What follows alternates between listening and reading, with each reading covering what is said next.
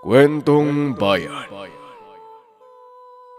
Magandang araw mga kabayan dahil open na uli ang stocks natin. Kaunting oras para mapaliwanag ko kung para saan ang mga spiritual bracelets. Lahat ito ay merong basbas. Ang pinakabago natin una, konsagradong langis panghilot, panghilot sa ubo, panghilot sa lamig, panghilot sa pilay, panghilot sa masakit na katawan. Pangalawa, spiritual bracelets for good health gunita. Protection in illness, protection in disease, protection in health issue. Ikatlo, spiritual bracelet for good luck and prosperity. Kandili. For good fortune, for prosperity, for good luck. Ikaapat, spiritual bracelet, 12 plus 1 mantra bracelet. Improves awareness, improves concentration, reduce stress, greater sense of calm, good for business. Susunod, spiritual bracelet for protection, marahuyo. Repels and sends back negative energies to the sender, also known as revuelta. Protection in evil and bad spirits, intense purification and protection, restoring energy, balance in spirit and physical body. Susunod, panyo ng Birheng Manawag. Hindi na natin kailangan explain, alam natin kung gaano kabisa yan. At ang pinakauli, isa din sa hindi na natin kailangan na-explain dahil napakabisa nito. Tubig ng Banahaw Necklace.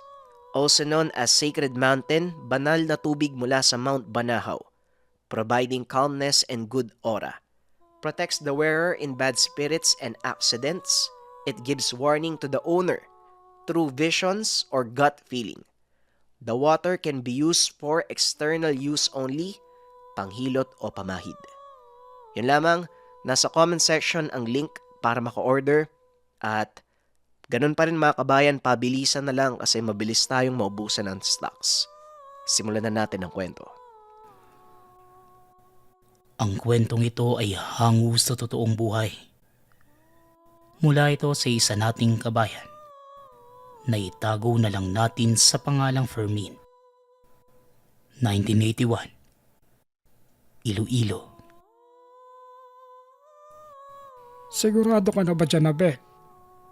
Alam mong tatlo lang kayong inaasahan sa probinsyang ito pagdating sa pagsupil sa mga aswang na patuloy na gumagambala. Ipapaalala ko lang sa'yo, ito ang sinumpaan mong tungkulin, karangalan ng inyong angkan, at sa nasira mong lolo. Wika ni Ka Basilio, ermitanyo sa lugar. Hindi ka na ba talaga papapigil, Abel? Alam mong hindi ako nakikialam sa mga pasya mo. Susuportahan kita kung sigurado ka na. Dagdag ni Fermin, malapit na kaibigan ni Abel, kasama sa pagtugis ng mga aswang. Siguro naman po sapat na yung 10 taon pananatili ko dito. Sa ngayon po, gusto ko munang hanapin yung totoong silbi ko. Mag-iingat po kayo dito, Ka Basilio. Tugon ni Abel. Kaya ngayon, dalawa na lang ang kikilos para mapanatili ang balanse at takbo ng bayan sa kabila ng malaking bilang ng mga aswang na kailangang mabantayan. Wala namang partikular na dahilan ng pagreretiro ni Abel. Napagod lang siya at nagsawa sa gawain. Napili niyang mamuhay na lamang ng normal. Matagal na niyang pangarap na maranasan ng buhay ng isang normal na tao. Abel, paano ba yan? Hindi na tayo pwede dito sa lugar ng mga manunugis. Kailangan na natin maghanap ng matitirahan kung talagang desidido ka na dyan. Ewan ko ba sa'yo? Maayos naman ang takbo ng tungkulin mo eh. Bakit ba kasi naisipan mo pang huminto? Tanong na Fermin. Ang hindi maintindihan ng mga kakilala ni Abel, kahit ang pinakamalapit sa kanya. Napagod na si Abel sa paulit-ulit na gawain. Walang bago, walang mas malakas. Palagi na lang namamatay ang mga kalaban bago pa man mag-init sa labanan. Mas nahihirapan si Abel sa ganong sitwasyon. Yung pakiramdam na walang kayang tumapat sa lakas niya. Kaya hindi niya masubukan ang kabuuan ng potensyal at lahat ng pinagpaguran. Pwede ka namang manatili dito, Fermin. Hindi mo ko kailangang samahan kung hindi ka pa handang mamuhay bilang normal na tao.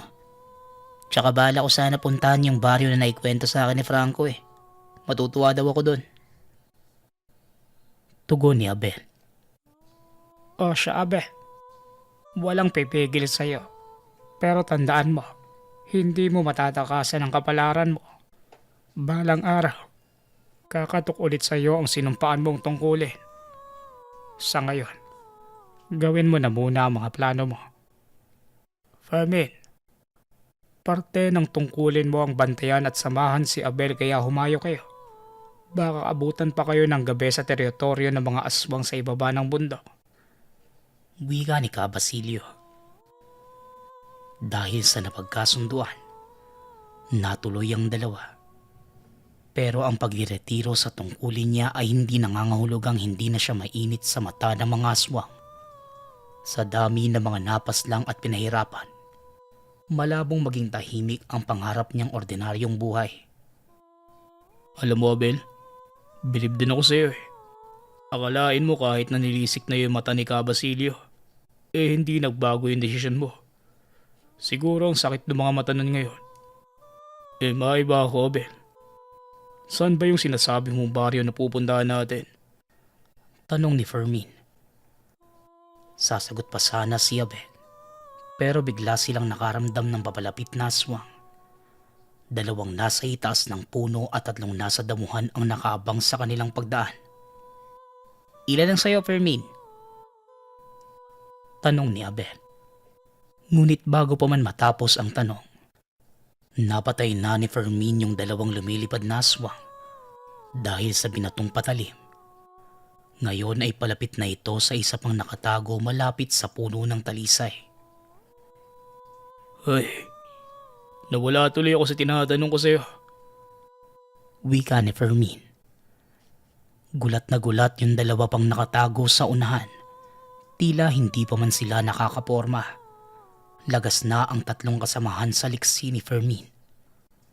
Alam ng 2 aswang na pagpapakamatay kung itutuloy pa nila ang pagsugod. Kaya nagumpisa na itong umatras. Pero huli na para sa kanila.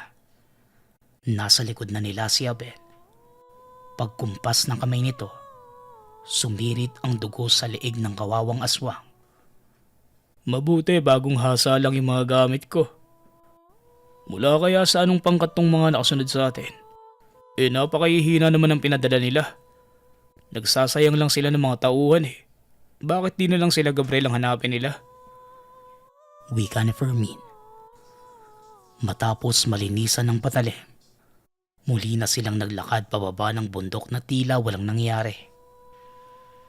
Fermin, huwag mo sanang makakalimutan na sa pupuntahan nating lugar, kailangan mo maging normal sa abot ng makakaya mo. Walang normal na tao ang kumikilos ng singliksi mo eh. Paalala ni Abel. Nako, mukhang mapapalaban ako sa pagsasanay na yan. Baka pwede namang ikaw na lang ang mamuhay ng normal. Sa bahay na lang ako para walang ibang makakita sa akin. Tugon ni Fermin. 2 araw ang ginugol nila bago marating ang isang tahimik at napakatagong baryo. Ni minsan, hindi pa nila ito napuntahan at ibig sabihin lang, hindi pa ito inaatake ng mga aswang. Sa sobrang liblib, tila hindi na ito pag-aaksayahan pa ng mga aswang na dayuhin. Gayong napakarami naman ang mabibiktima sa kabayanan. Narito na tayo, Fermin. Ang mabuti pa, maghanap ka na ng maaari nating makausap. Kung maaari sana makabili tayo ng kapirasong lupa para may matayuan tayo ng bahay. Tandaan mo kuya mo ko. Baka kung ano na naman yung lumabas sa bibig mo eh. Bili ni Abel. Teka nga lang. Baka nakakalimutan mong ordinaryong tao ka na lang. Ako ang nasa katungkulan. Dapat nga akong nag-uutos sa'yo eh. Kahit ganun pa man, nauna na itong maglakad at nilapitan ang isang matanda na kasalukuyang nagbibilad ng palay sa daanan. Magandang araw ho, Manong. Magtatanong lang po sana kami. Bungad ni Fermin. Magandang araw din naman sa inyo mga Ginoo. Ano bang maipaglilingkod ko? Tanong ng matanda. Ako nga po pala si Fermin. Ito naman po ang kuya kong si Abel. Mangyari lang po na umalis kami sa bayan namin. Ngayon naghahanap kami ng lugar na matitirahan. May nakapagsabi po kasi sa amin. Itong baryo nyo ang pinakamapayapang lugar dito. Tsaka mababait ng mga tao. Gusto po sana naming malaman kung may alam kayo maaaring magbenta sa amin ng kahit kapirasong lupa. Yung pwede namin mapagtayuan ng bahay. Handa po kami magbayad sa patas na presyo. Tugon ni Fermin. Sa tono ng pananalita mo ay tila mga ngalakal kayo. Mukhang sanay kayo sa pakikipag-usap at pakikipagnegosasyon. Ako nga pala si Mang Ismundo. Bueno, kung inyong mamarapatin, hali kayo at maaari niyong tignan itong parte ng lupa ko. Ibibigay ko na lang sa inyo ng mura. Pero wag kayong aasa na maganda. Kahit anong subok ko, hindi ako makapagbuhay ng halaman dito. Dagdag mo pa na palagi may mga nagagawing ahas at bayawak. Wika ng matanda. Nang marating nila ang sinasabing lupa, nasa gilid lang ito ng ilog. Mabato ang lugar at tila wala talaga mabubuhay na pananim kung purong bato ang ilalim. Pero dahil naman sa napakamura lang ng alok sa kanila, kinuha na ito ni Abel. Total kung salapi lang naman at yaman ng pag-uusapan, malaki ang nakuha niya sa 10 taong paninilbihan sa samahan. Alam na kagad ni Abel ang gagawin. Maraming salamat po Mang Ismundo.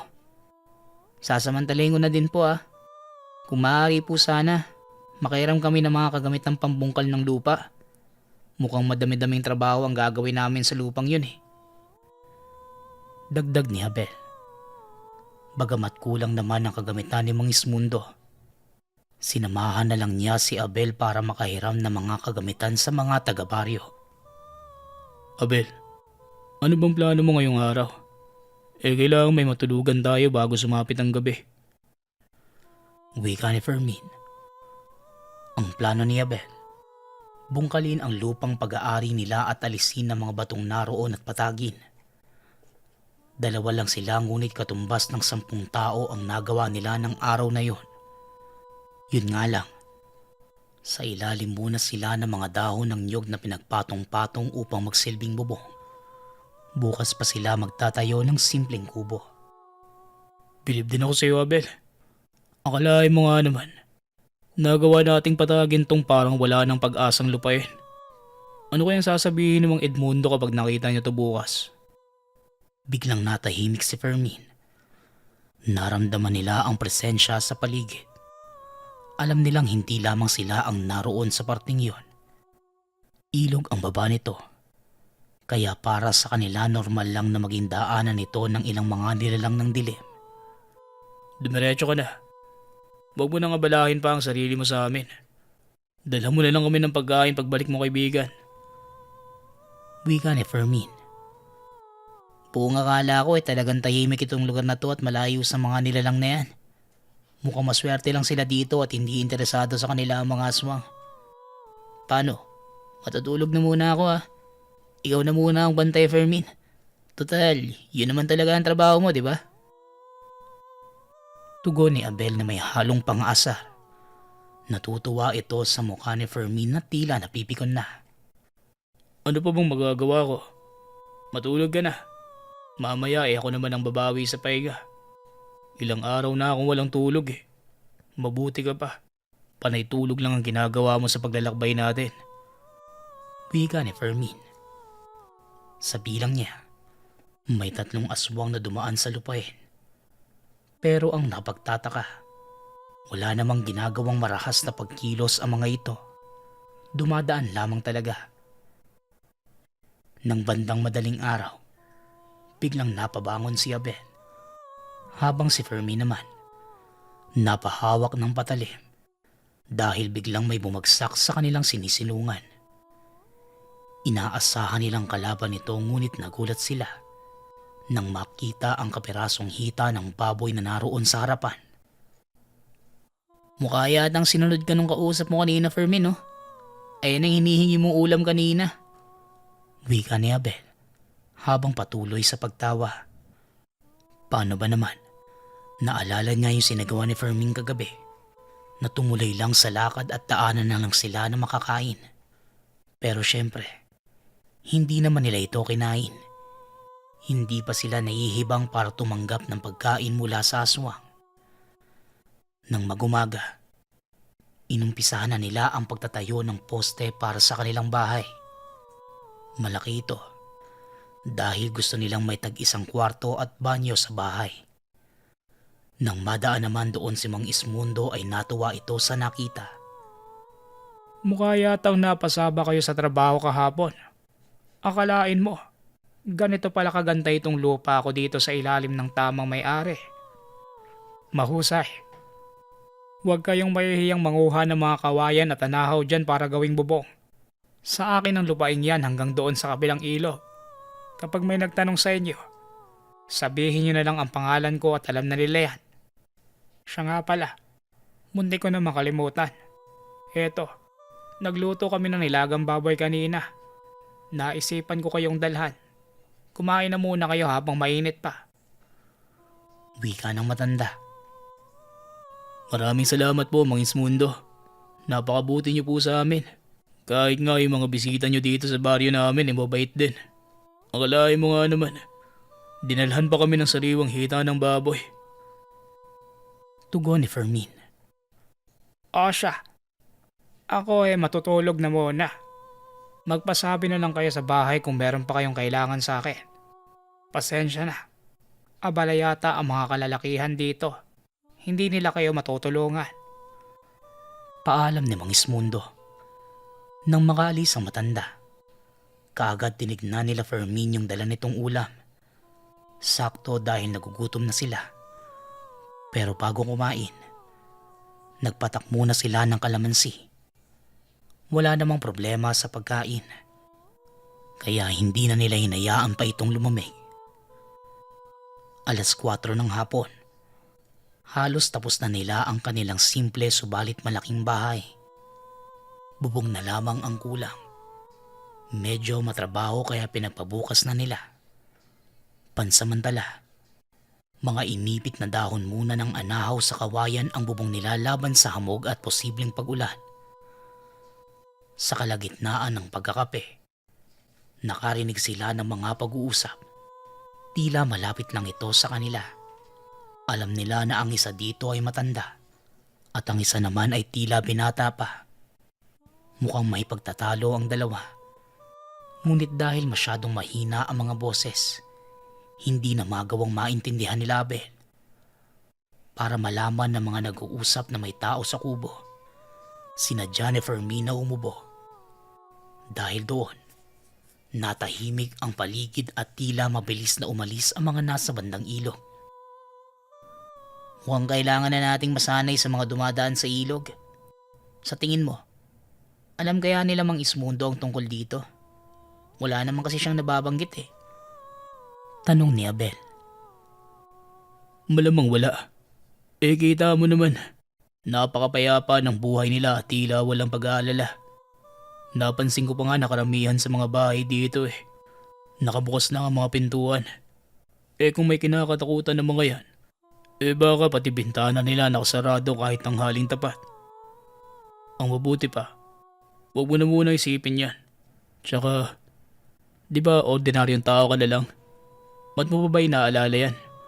Hayaan mo mga manunugis na gumawa ng trabaho nila.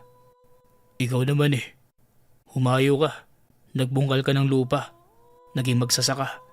Yan ang pagiging normal. Kulang na lang mag-asawa ka Wika ni Fermin. Subalit hindi mawala sa isipan ni Abel ang misteryo ng ilog at ang mga boses na gabi-gabi nilang naririnig. Nang sumunod na araw, pumunta sila sa bahay na matanda. Magandang araw ho. Isusuli lang po sana namin itong mga kagamitan. Natapos na po namin yung bahay. Bubong na lang ang kulang, Mang Ismundo. Maraming salamat po sa tulong.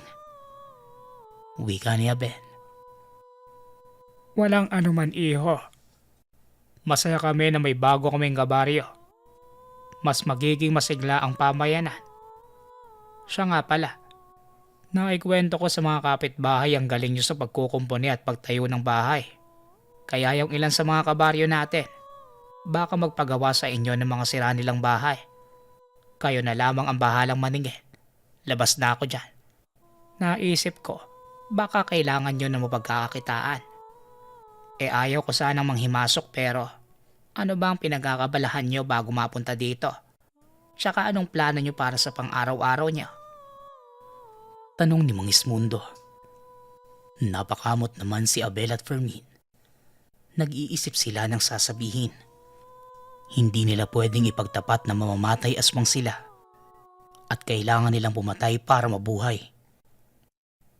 Mang Ismundo, marunong po kami magtanim tsaka malakas itong si Kuya Abel. Kung may papagawa kayong mabibigat na trabaho, maaasahan niyo po ang Kuya Abel ko.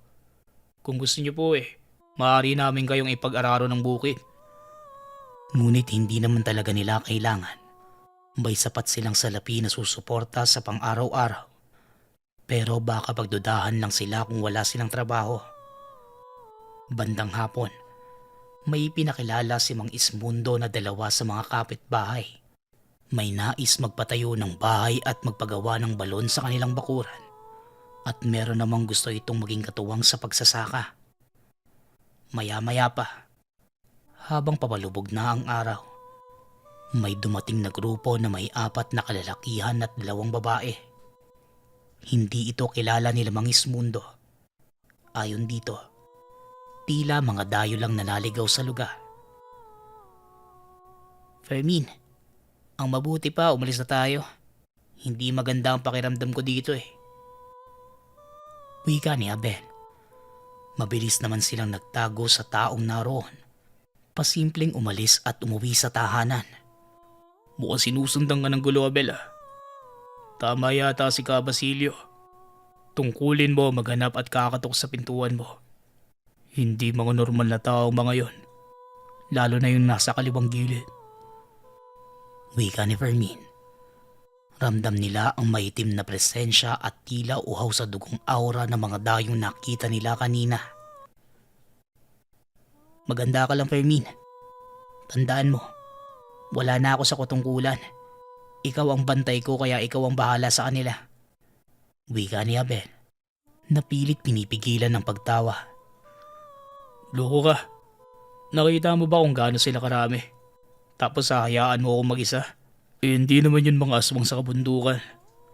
Halatang mga matatalinong aswang yun Isa pa, ngayon lang ako nakaramdam ng ganong kasamang aura. Tugon ni Fermin. Abel, Fermin, nariyan ba kayo? Tanong ni Mang Ismundo mula sa labas ng bakuran. Kaagad namang dumungaw sa bintana si Fermin. Habang si Abel naman, nakikiramdam lang sa may pintuan. Andito po kami, Mang Ismundo. Ano po bang sadya nyo at naparito po kayo sa amin? May tutulong po ba ako? Tugon ni Fermin. Fermin, maaari ba ako makapasok muna? Paalam ng matanda. Sige ho, Mang Ismundo. Tuloy ho kayo sa amin. Huwag na po kayo mahiya. Wika ni Fermin. Maraming salamat, iho. Hindi na rin ako magtatagal dahil gabi na. Narito lang ako para payuhan kayo. May mga dayo sa lugar natin. Kasalukuyang kausap ng Kapitan del Barrio. Kung hindi namang kalabisan, hihilingin ko sana na wag na muna kayong pumunta sa may sentro ng baryo. Dito na lang muna kayo sa bahay nyo. Gawin nyo muna ang mga plano nyo. Tugon ni Mang Ismundo. Ganun po ba kadelikado mga dayong yon, Mang Ismundo? Mukha naman po silang mabait Tsaka kilala niyo po ba sila? Tanong ni Abel. Tila napapalisa ang itsura ni Mang Ismundo. Oo nga po, Manong. Gaano ba yung kadelikado at nag-aalala kayo sa kaligtasan namin? Wala naman po kaming ginagawa masama Tsaka paano po yung mga trabahong gagawin namin sa mga kabaryo natin? Tanong ni Fermin. Naipangako na nila sa isang kabaryo nilang dalaga. Gagawa sila ng balon kinabukasan para sa ilalagay na poso. Gusto ko lang masigurado na hindi kayo mapapahamak. Abae, kardo de konsensya ko kung may mangyayari sa inyo. Hayaan nyo munang lumipas ang ilang araw. Pasasaan ba't aalis din ang mga yan? Ako nang bahalang magpaliwanag sa mga kabaryo natin. Sa kanyo na lang ituloy ang mga gagawin niya sa kanila. Hayaan nyo na munang iresolba muna namin ang sitwasyong ito. Tugon ng matanda. Saglit na natahimik ang dalawa. Kung yan po sa tingin niyo ang ikakabuti para sa lahat, wala akong problema sa amin. Sana lang umalis din sila kaagad. Baka magutom kami dito kung nandyan sila lagi sa paligid. Matanong ko lang mga Ismundo. Mga tulisan ba yan o mga sindikato? Baka naman po pinaghahanap sila ng batas. Pwede po natin silang isumbong para magkapera tayo. Di ba Kuya Abel? Wika ni Fermin. Patuloy lang sa pagpapanggap ang dalawa. Tumatango lang si Abel na tila wala namang pakialam sa usapin. Sabihin na lang natin na isa silang grupo na hindi nyo gugustuhin makaaway. Tugon ni Mang Ismundo. Maya-maya pa, nagpaalam na ang matanda. Yun lang naman ang sinadya ko dito. Mag-iingat kayo. Huwag kayong basta-bastang magbubukas ng pinto kapag may kumakatok. Alam nyo na. Huling wika ni Mang Ismundo. Marahan itong naglakad papalabas ng tahanan. Ihahatid pa sana ito ni Fermin subalit tumanggi na ang matanda. Nang makalayo, muling nag-usap ang magkaibigan. Ano sa tingin mo, Abel? Kawawa naman yung matanda eh. Labis yung pag-aalala sa atin. Dapat yata yung mga dayo ang bigyan natin ng babala tungkol sa atin eh. Wika ni Fermin. Ano ka ba? Ayoko ng gulo. Ayos na tong tahimik ang buhay natin dito sa dulo ng baryo nila eh. Isa pa, sayang lang ang oras natin kung aalalahanin mo pa yung mga dayong aswang. Medyo nagtataka lang ako kay Mang Ismundo. Bakit kaya hinahayaan lang nila na kayanin sila ng mga aswang na yun? Pwede naman nilang patayin ng mga yun sa ilalim ng araw eh. Tugon ni Abel. Sa kalaliman ng gabi, muli silang nakarinig ng pagkatok. Iniisip ko pa lang kung kailan ka papasyal dito, kaibigan. Wika ni Abel. Sino ba yung nasa labas, Abel? Abay, ay kaibigan nga na pala dito. Biro ni Fermin. Kaibigan, marahil sa mga oras na to, may ideya ka na tungkol sa baryo. Dito kita nirekomenda. Alam kong kailangan ko ng lugar na to eh. Hindi na kaila sa inyo ang mga aswang na nasa sentro ng baryo. Pangkat sila nila Isidro. Delikado ang mga aswang na yun. Hindi sila sumusunod sa mga patakaran at batas ng aming lahi. Kaya kung anong gulo man ang nangyari dito, hindi makikialam ang konseho ng mga matatanda. Wika ng bisita ni Abel. Kung gayon, alam mo na din pala ang sitwasyon nitong lugar. Huwag kang mag-alala. Isipin mo na lang na paborito para sa'yo. Madami na din akong utang sa'yo, kaibigan. Kahapon ko lang din napansin yung mga kakaibang gawin ng mga nakatira dito. Pero huwag kang mag-alala. Ipagkatiwala mo sila sa akin.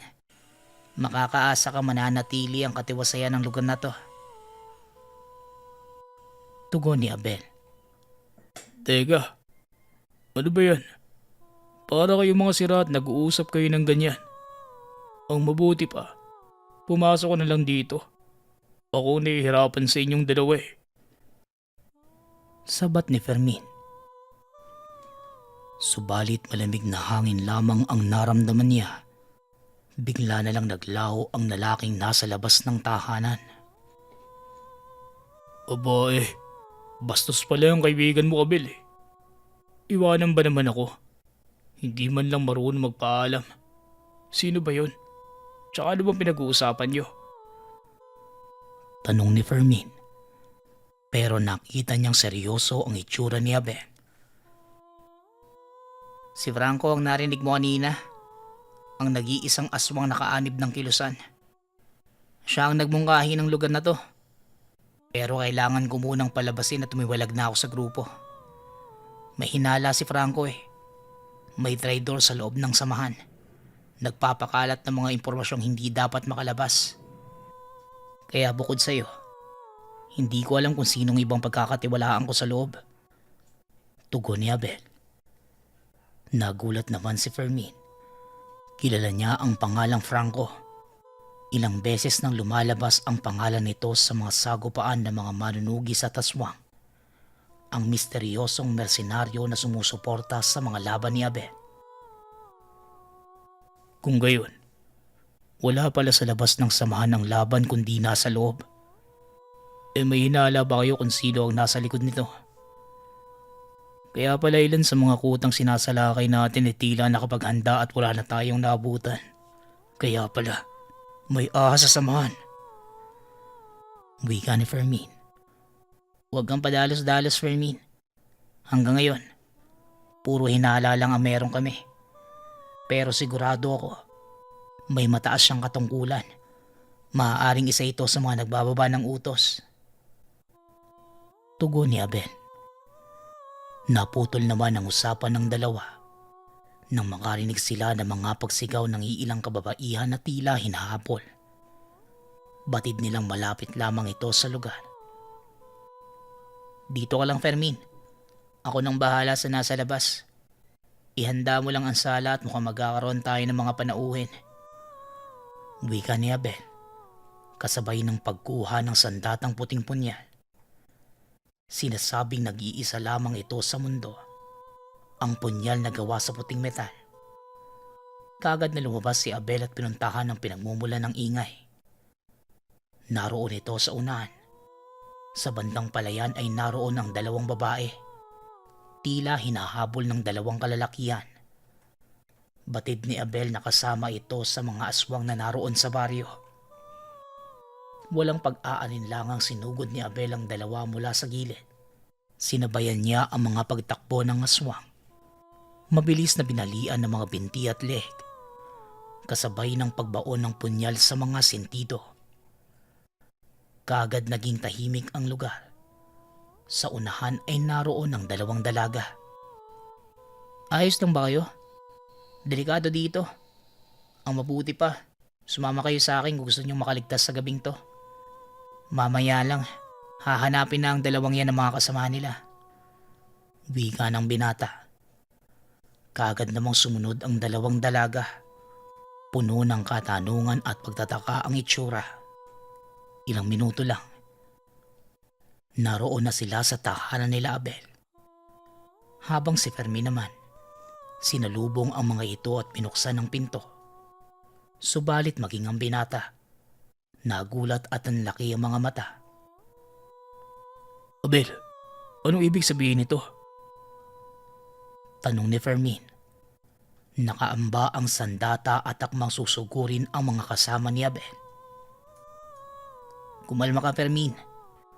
Pumasok ka at ipapaliwanag ko sa'yo sa loob. Kayo ding dalawa, pumasok muna kayo sa loob.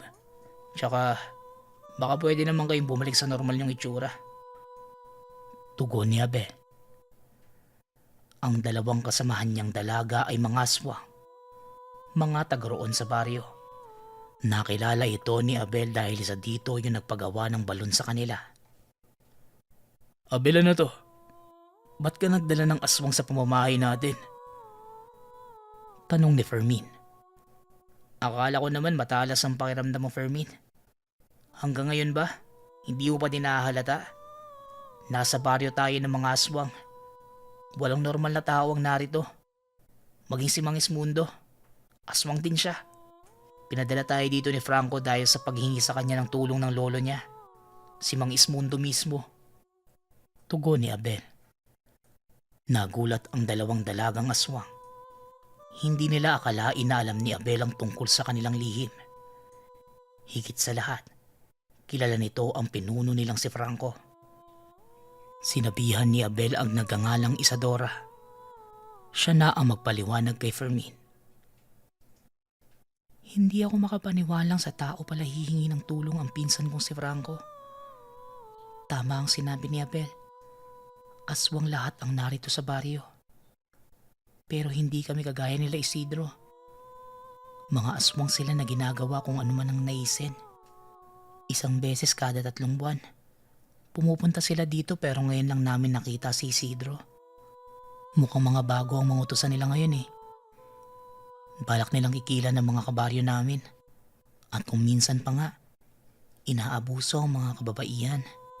Kagaya na lang ng kamuntikan gawin sa amin. Wala naman kaming laban sa kanila. Protektado sila ng mga matataas na aswang eh. At iilang mga tao may koneksyon sa organisasyon. Hindi na nga namin alam ang gagawin eh. Kaya nga sinikap ni Lolo Ismundo na maipalam ito kay Kuya Franco. Teka, sino ba kayong dalawa? Tsaka paano mo nagawang mapas ng yung dalawang aswang na yun? Walang may kakayahan sa mga kalalakihang aswang dito na salungatin sila. Malalakas ang mga yun eh. Iba sa amin na hayop lang ang kinukonsumo. Sila Isidro, malayang lumalapa ng mga tao saan man sila magpunta. Paliwanag ni Isadora. Labis naman ang sorpresang naramdaman ni Fermin. Hindi dahil sa mga aswang at sa baryong yon, kundi dahil kay Abel at sa ideya na muli silang sasabak sa labanan. Ang ibig sabihin nito, Abel, mapapasabak tayo sa laban? Wala nang bawian to ah. Akala ko tinalikuran mo na talaga ang sinumpaan mong tungkulin eh. Wika ni Fermin. Sa sobrang tuwa ay halos maluha pa ito. Kailanman, hindi ko maaaring iwan ang tungkulin ko, Fermin. Lalo pat may ahas sa loob ng samahan. Darating ang oras. Titiyakin kong bapawian sila ng buhay kapag dumating yon. Binibini, maraming salamat sa pagpapaliwanag mo sa kaibigan ko. Pasensya na, medyo mahina ang utak niyan eh. Pero hindi yan nangangagat. Mabait yan. Di ba, Fermin? Biro ni Abel. Para kahit papano, gumaan ng paligid na tila napupuno ng tensyon. Ang maigi pa, magpahinga na kayo dyan sa kwarto. Dito na lang kami sa labas at medyo malinsangan. Bukas na kayo umuwi, baka makasalubong niyo pa yung mga dayong aswang eh. Dagdag ni Abel. Hindi naman mapalagay si Fermin. Kahit ano pang sabihin ni Abel, aswang pa din ang dalawang dalaga. Iniisip niya na baka mamaya, magising na lang siya. Nilalantakan na ng mga ito ang mga lamang loob niya. Sige na, matulog na kayo sa kwarto. Basta wag niyo akong kakainin ha. Hindi masarap ang laman ko. Wika ni Fermin. Napangiti naman ang dalawang dalaga sa sinabi ni Fermin. Hindi pa man sila nakakapikit. Narinig na nila ang pag-alulong na mabangis na nilalang. Tila natagpuan na ng mga kasamahan ng dalawang aswang ang mga bangkay nito. Alam ni Abel na anumang minuto, dadaan sa lugar ang mga aswang. Sinikap niyang itago ang kanilang presensya at ihalo sa amoy ng dalawang aswang na dalaga. Pero hindi niya sigurado kung sapat na ito para maiwasan ang pagsalakay nila Isidro. Halugugin niyo ang baryong ito. Tsak nandito lang ang mga tampalasang may gawa nito sa mga kapatid ko. Puntahan niyo ang kapitan. Kapag hindi nila tinuro ang may gawa nito, uubusin ko silang lahat na nandito. Wika ni Isidro, na nooy naglalakad sa gilid ng pakuran ni Abel. Narinig pa ng 4 ang pag-angil nito. Alam niyang nakatingin ito sa kanilang kubo. Matagal pang nanatili sa labas ng tahanan ng aswang. Mabuti na lang, nagpa siya na itong puntahan ng kapitan ng baryo. Halina kayo. Hindi magtatapos ang gabing to nang hindi namamatay ang may gawa nito. Muling wika ni Isidro Kaagad nawala ang ingay sa labas. Nakahinga ng maluwag sila Isadora habang si Abel naman niyaya na si Fermin para sundan sila Isidro. Fermin, tara na. Hindi natin maaaring pabayaan ang mga taga-baryo sa kamay nitong mga salot na to. Aya ni Abel. Lumabas sila sa likod bahay. Kailangan nilang mag-ingat. Sa tagal ng karanasan ni Abel sa pakikipaglaban, alam niya ang pagiging tuso ng mga kauri ni Isidro. Kinakailangan niya itong makatapat at mapaamin kung sino ang taong tumutulong sa kanila para makaiwas sa mga manunugis. Paglabas naman nila sa bakuran, biglang lumitaw mula sa mapunong parte ng daan si Isidro kasama ang dalawang aswang. Sinasabi ko na nga ba, may kakaiba sa kubong yan eh. At kumupkup pa talaga sila ng mga tao. Mabuti naman at nang makakain kami. At saan nyo naman binabalak pumunta? Tatakas kayo no? Wika ni Isidro. Maya-maya pa, narinig nila ang boses ng kapitan at ni Mang Ismundo. Isidro, baawa ka sa dalawang binatang yan. Huwag mo na silang idamay pa. Wala naman silang kinalaman dito eh. Wika ni Mang Ismundo. Siya nga naman, Isidro. Palampasin nyo na lang ito. Huwag kayong mag-alala. Daragdagan namin ang buwis na ibibigay sa iyo para sa dalawang binatang to. Pakiusap ng kapitan sa pagsisikap na iligtas ang buhay ni Abel. Alam niyong ayaw na ayaw ng mga pinuno ng organisasyon namin ang naglilihim kayo. Pero nagawa niyo pang itago itong mga mortal dito sa baryo niyo. Pasensyahan na lang tayo. Nagugutom na ako. Mainit pa ang ulo ko sa mga pumatay sa dalawa kong kapatid. Kulang ang buhay ng dalawang yan para maging kabayaran. Uubusin ko kayo dito. Tugon ni Isidro. Sabay utos sa mga kasamahang aswang na sugurin si Abel. Wala nang nagawa sila Mang Ismundo, kundi subukang iligtas si Abel. Pero hindi sila aabot ng kapitan. Mabilis ang dalawang babaeng aswang na kasama ni Isidro. Fermin, ikaw na. Hindi ako nananakit ng babae. Wika ni Abel.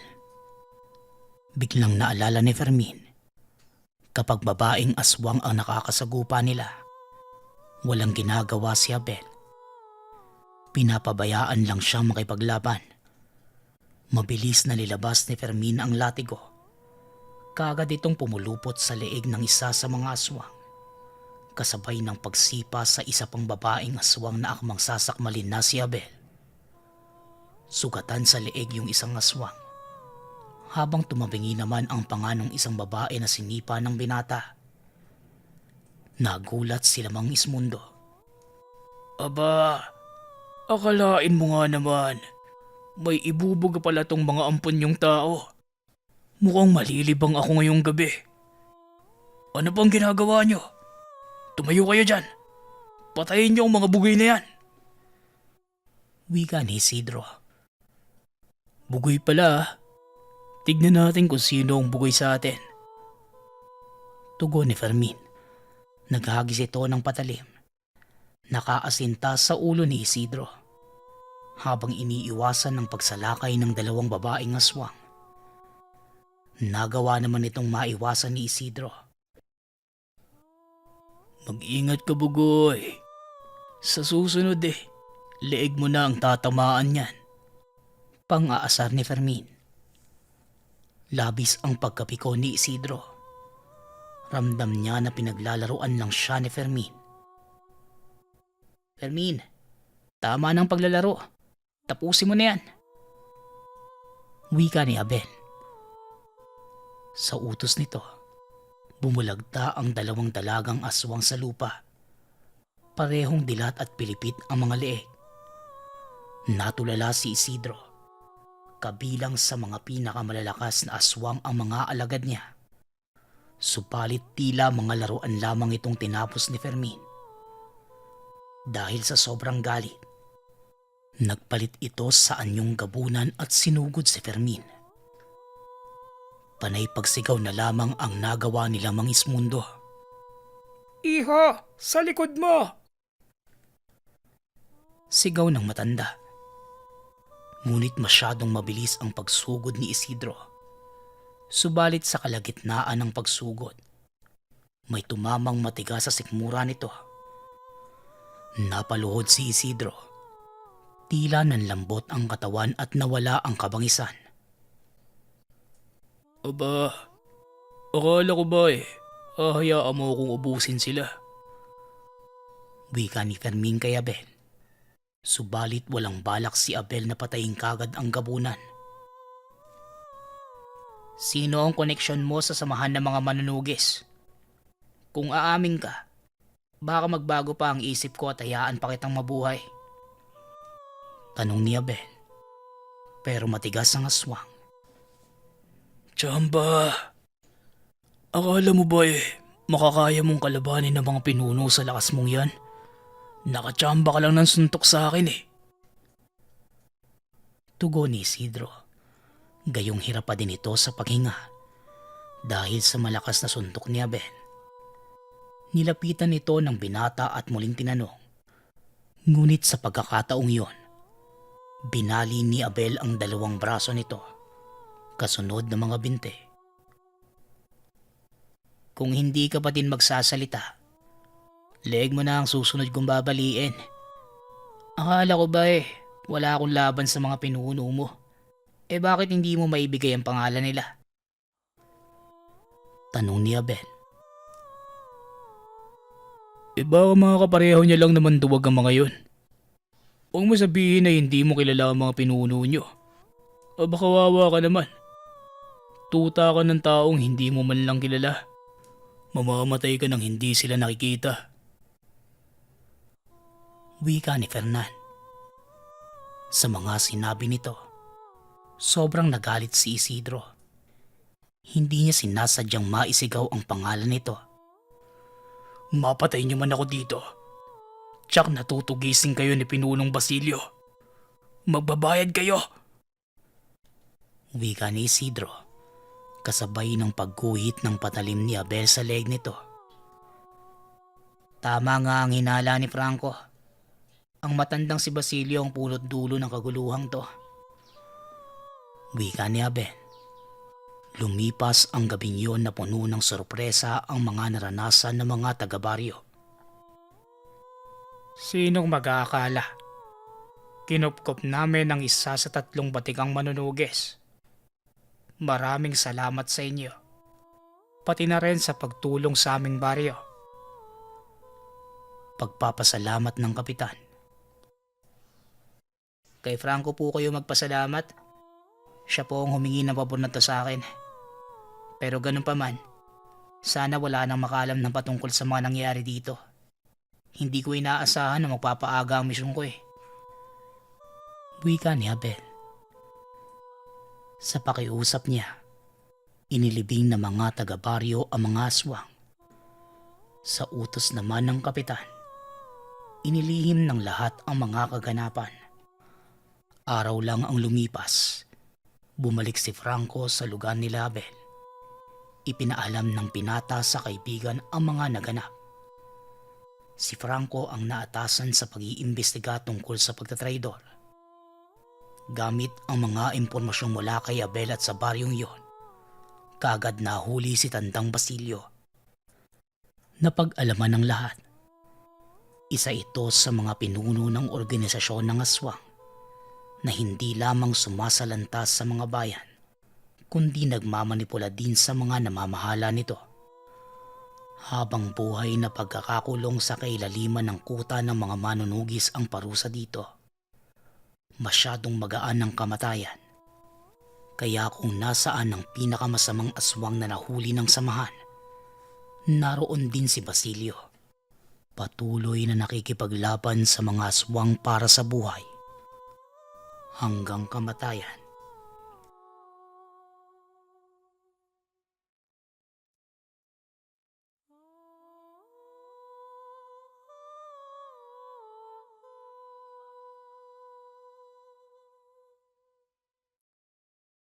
Kwentong Bayan.